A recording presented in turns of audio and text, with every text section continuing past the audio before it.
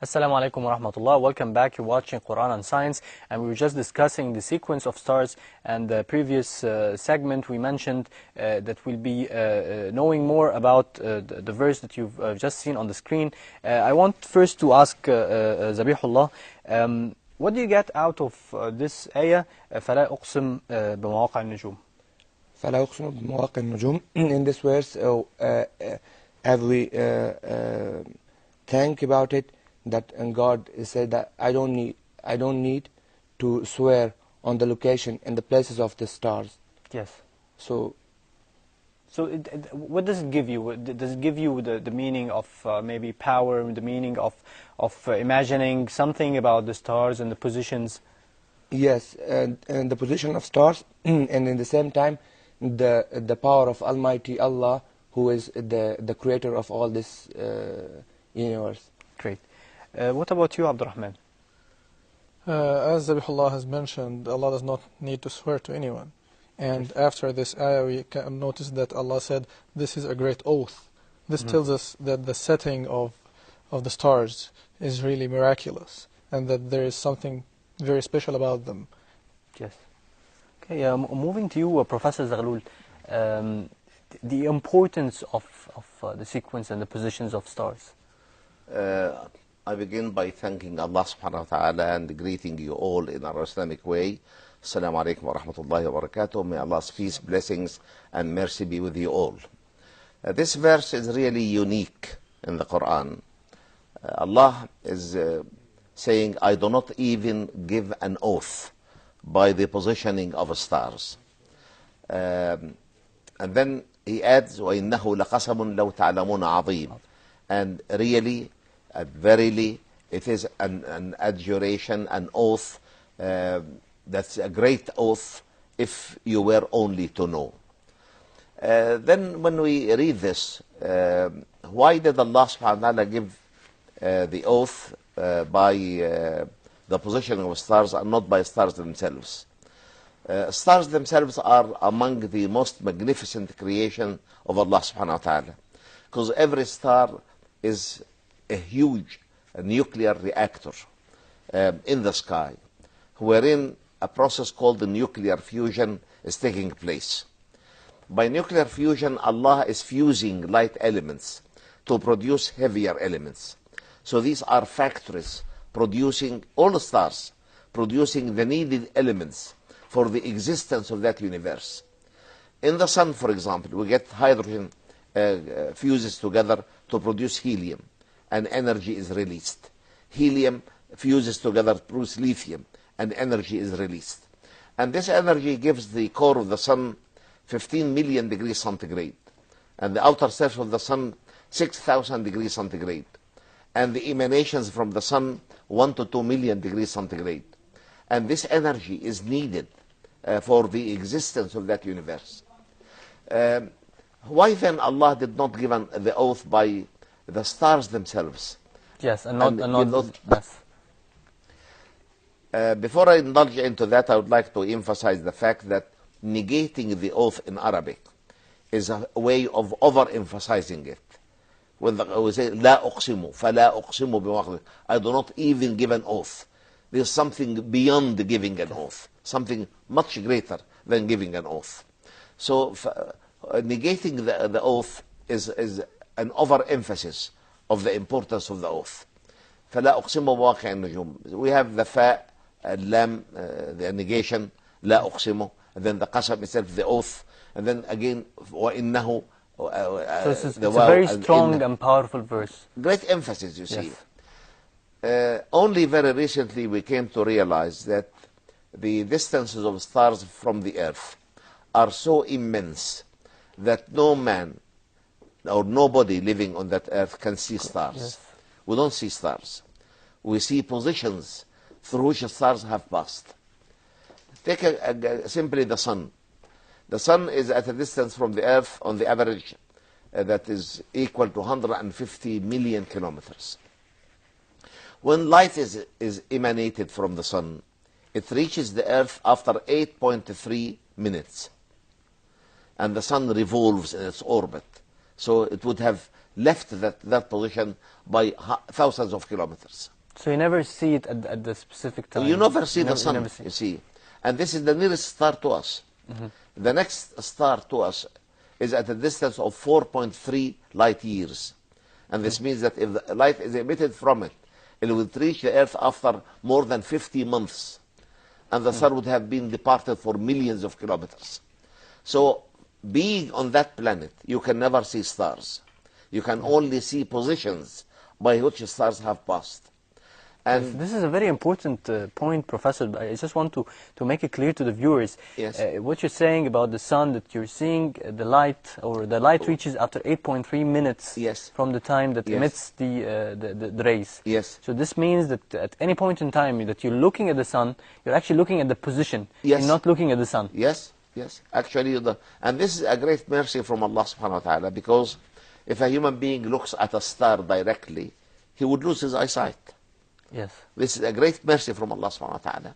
And that's why this is the very precise scientific notion in this verse, that anybody on the surface of that planet cannot see stars directly.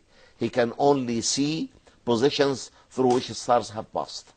And this is a scientific notion that came to our knowledge only very recently. Who would have told the Prophet Muhammad sallallahu alaihi wasallam about it 14 centuries ago, other than the Creator himself? So this brings us to a point, Professor Zaghloul, that in the previous edition we were speaking about the boundaries or the methodologies of thinking, maybe Yes. and with relation to science. Yes. So I think this is a very good example of helping scientists to be directed towards thinking or using some sort of methodologies in thinking when it comes to space and Yes. astronomy in an easier way. Indeed. And at the same time, we are directing commentators on the Quran not to restrict themselves to the linguistic meaning of the verse, but to add the scientific dimension, so that we can understand the verse in a better way and can prove the precedence of the Quran by mentioning this fact several centuries before man knew anything about it. And this can testify to every rational person that the Quran cannot be the work of man. It has to be the word of the Creator in its divine purity. And this is again a living testimony to the correct prophethood of Muhammad sallallahu alaihi wasallam. If we go back to the second part No, of the before verse. we go to the second verse. No, I the would second part of the verse. Yes, the second part of it. I would like also this fact that you cannot see the stars. This implies the vastness of the universe. You see, because the universe is vast, is immense. You see, the stars are too far away from us. We cannot see it. So it implies the greatness of the universe as far as space would go. It also implies the antiquity of the universe, because space and time are interrelated. And if something is too far away from you, it must be too much older than you think. And the more it's further from you, the much older it must be. So this verse also implies the vastness of the universe and the antiquity of the universe, which have been only very recently proved by astronomers. Yes. Doctor, exploring the moon and trying to know more about the planets and the stars Yes. that is existing in the universe, is that something that would take human to a different level of science, maybe help humanity in some sort? Because people are definitely using their imaginations towards this side. True, but again, you see, this is an area where the Quran is continuously pushing people to look into it, because knowing the universe reflects on some of the faculties of your Creator. The greatness of the universe reflects on the greatness of the Creator. The precision of everything in that universe reflects on the knowledge and wisdom of the Creator. The control above everything in that universe. There is no randomness in that universe. Everything is running according to very precise laws. And this reflects again on the knowledge, wisdom, might, and power of the Creator. Okay, before we go to a break, I just want to know a brief answer for you for the stressing on the second part of the verse, وَإِنَّهُ لَقَسَمْ لَوْ تَعْلَمُونَ عَظِيمٌ. Yes. So is this stressing and emphasizing the power and the greatness of Yes, yes, it's addressing, actually directing man to look into the universe, so that this looking with a scientific approach can testify to man, first of all, that this universe cannot be produced as a product of randomness and chaos. It cannot have created itself by itself. It needs a creator. And this creator must be much greater than this universe. This creator must be above the universe. Neither matter nor energy can shape his identity. Neither space nor time can delimit that identity. And even astronomers of today admit that this vast, immense, orderly universe must have a point of reference outside it. And that point of reference has to be completely different in its nature from everything that is within that universe. And that's exactly what the Quran says about Allah subhanahu wa ta'ala. لَيْسَ كَمِثْلِهِ شَيْءٍ وَهُوَ السَّمِيعُ الْبَصِيرُ. Nothing of his creation looks like him, and he is the most powerful in hearing, the most powerful in knowledge. Okay, we'll go for a short break, and we will provide you with this verse, and we will return back, so stay tuned. Assalamu alaikum wa rahmatullah. Welcome back. You're watching Quran and Science. And before we move to the second verse, وَالسَّمَاءِ وَالطَّارِقِ, I would like to ask if Zabihullah, you have any questions regarding the first verse. Yes, I have a question. Professor, I just want to know how these stars come to order in a very organized way. You see, the process of creation of the universe is a very elaborate process. And all what we know is that Allah subhanahu wa ta'ala has created everything from a single point, which they call the initial singularity. And we came to understand this from the fact that it has been proved that our universe is steadily expanding. And if we go back against time, this expansion will coalesce. Everything in that universe will come together into a tiny little point that almost comes to nothingness, you see. And from this, they say the universe was created by the Big Bang. And this point exploded and of course changed into a cloud of smoke. And from that smoke, Allah has created the earth and everything in that universe.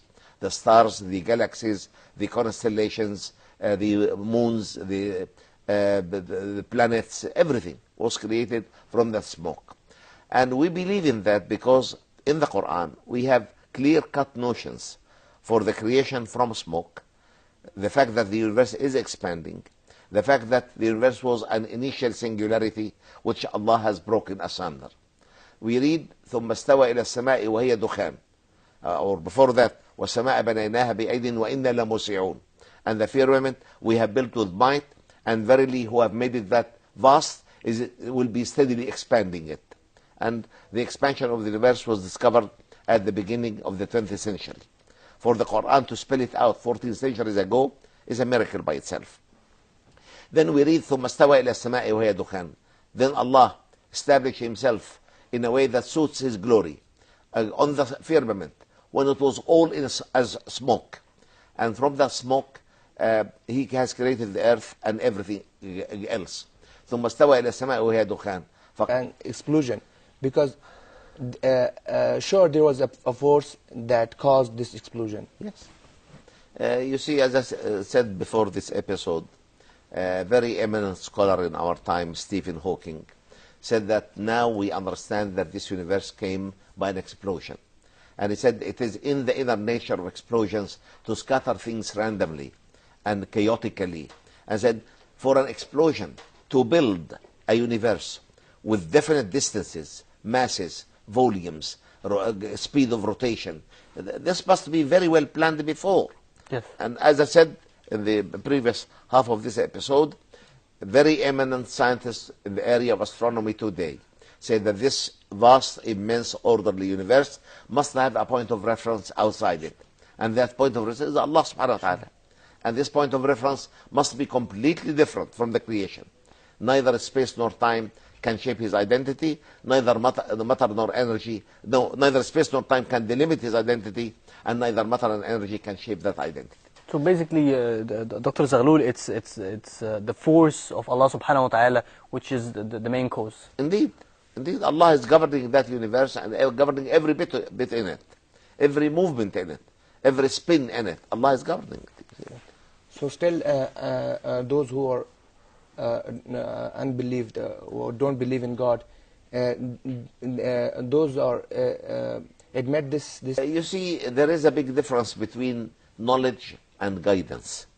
You may have knowledge, but if you don't have the guidance, it will never lead you anywhere. We have very many eminent scholars in the West who are agnostics or atheists or unbelievers, you see. And we as Muslims did not play our role properly in bringing to their notice or their attention to these scientific notions in the glorious Quran. And I do hope that such programs can reach the notice of many non-believers, and may Allah give them guidance, inshallah. Inshallah. Okay, moving to you, Abdurrahman. Given the fact that there is a lack of gravity in space, I wonder what keeps a star in its place, or what keeps it in its orbit. Can you raise your voice a little bit? Yeah. So the question is the position of the stars with no gravity. What maintains the positions in the sequence? No, actually, gravity is one of the forces that controls the relationship between these bodies. You see, gravity is. Of course, we have four main forces in the universe: the weak nuclear force that binds elementary particles in the nuclei of elements. We have this is a strong nuclear force. Then we have the weak nuclear force that binds electrons to the nucleus. We have the electromagnetic force that binds atoms together in a molecule and in compounds in general. And then we have the gravity that binds these heavenly bodies together. And without these forces, this universe would collapse. So there is gravity in space? There is gravity, yes. Yes. And what causes gravity? Do we have a core for universe that pulls everything around it? Wallahi, nobody knows exactly what creates gravity. It's a power which Allah has placed in that universe, because without this power, this universe could not stand. Okay, I have a little question. Yes. Does every star have to have a planet or a galaxy? Or you see, every star has got satellites, like our sun. Our sun has got planets, moons, meteors, meteorites, comets, and you name it, you see, within our own solar system, you see. So we assume that every star has got its own satellites in exactly the same way our sun has got its own satellites. Okay. Any further questions before we move to the second verse? Another small question. What makes a star a star? Is it the composition, the structure, or the size? Stars are mainly composed of clouds of smoke.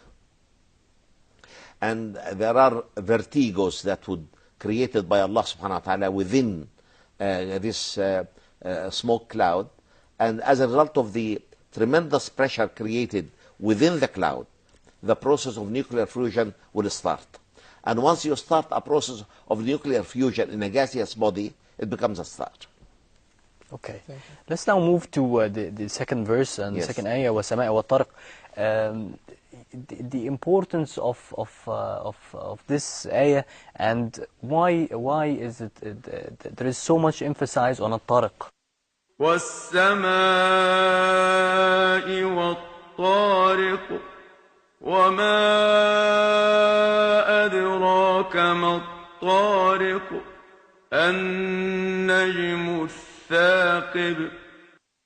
By the heaven and at Tariq. And what will explain to you what is at Tariq? It is the star of piercing brightness.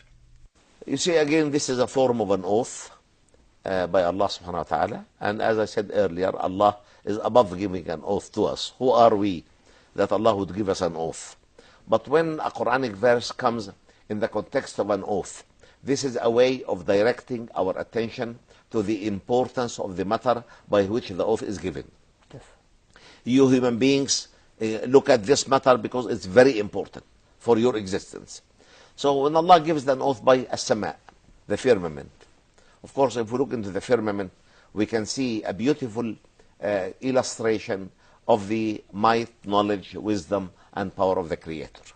I'm not going into that. So Sama, or the firmament, is worthy of giving an oath by, to direct our attention to its greatness and its importance, its vastness and its orderly arrangement. What Tariq, you see, and then the address goes to Prophet Muhammad sallallahu alayhi wa sallam, وَمَا أَدْرَكَ مَا الطَّارِقِ النَّجْمُ الثَّاقِبِ. How could you know الطارق? It is the piercing star. What's a piercing star? Early commentators of the Quran, they said, it's every star. They said it's every star. But the context actually denies that.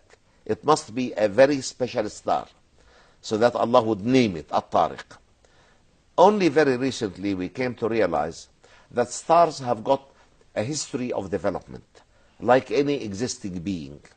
They are born, they have a baby stage, a youthful stage, an old age stage, and a moment of dying out. And if you get what we call a normal sequence star, like the sun, it will die out to what we call a red giant. But we have stars much greater in mass than the sun, 10 times the mass of the sun, or 15 times the mass of the sun. These are called supergiants. When you get a supergiant, it will die out as what we call supernova. And the supernova, it's a huge explosion. And as a result of that explosion, matter is condensed at the core of the supernova to a density beyond human imagination. The first stage of this condensation presses matter against each other so that it will change everything into neutrons. And we call this a neutron star. If you press the electrons in the orbit of a nucleus to reach the nucleus, you change everything into neutrality. Yes. We call this a neutron star. The neutron star is a small star.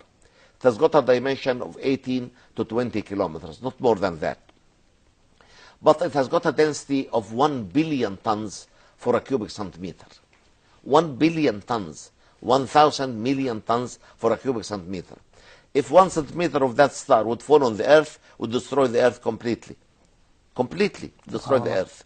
So because of this high density, a neutron star revolves around its own axis at a very high speed. And of course, because of its nature, it radiates radio waves. And these radio waves come and knock the atmosphere of the earth in exactly the same way somebody would be knocking at the door of wood or of steel, or whatever you call it. And that's why Allah called it At-Tariq. Yeah. Taraqa in Arabic means knocked. You see? Al-Matraqa, something that you knock by, you see. So At-Tariq is, we translate the knocking star. The knocking star is a unique star because it revolves around its own axis 30 times a second, radiating immense quantity of radio waves. And these radio waves can penetrate the universe. These are new discoveries to the science. The new discovery, this was known in the later part of the 1970s, you see, the later part of the 20th century, 1980s.